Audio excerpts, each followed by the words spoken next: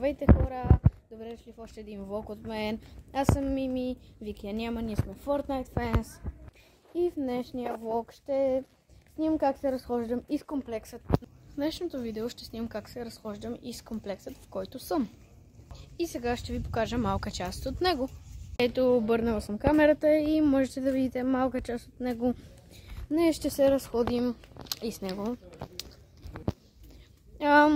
Продължаваме с нашето разхождане и вече съм тук в паркът на комплекса. В първия парк, той има два парка.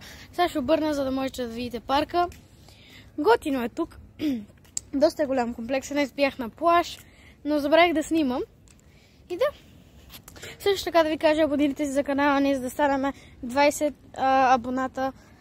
Сега ще ви покажа и паркът, в който няма много хора за сега. Но след няколко минутки ще се напълни. Така, влизаме в парка.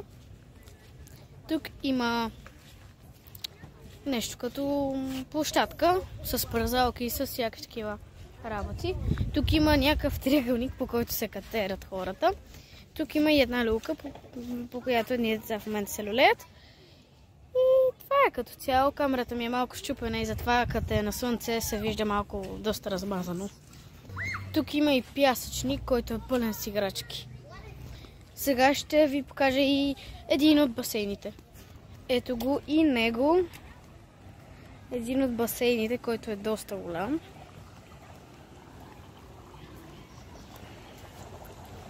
Тук е ресторантът. Това е ресторантът. И да. Натам има и още един басейн. И исках да ви покажа какъв скейтборд имам. Ето го и него, това е скейтбордът. Той е от Америка. Ето го. И е от новата колекция. Както казвах, той е от Америка и е от новата колекция.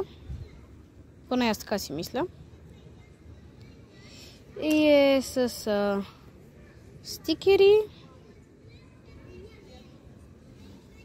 И това нещо, което е за да си отвивам болчетата и да си го правя по-готин. За сега не знам да правя никакви трикове. Знам само два трика, които не са като трикове баш, ама да. И да видим пак. И така хора, това беше влогът ми от днес. Довиждане и не забравяйте да се абонирате за канала ни, за да станем колкото се може по-бързо 20 абонати, за да можем да играем Fortnite с Вики. Ще играем докато направим една Victory Royale. Така че, довиждане!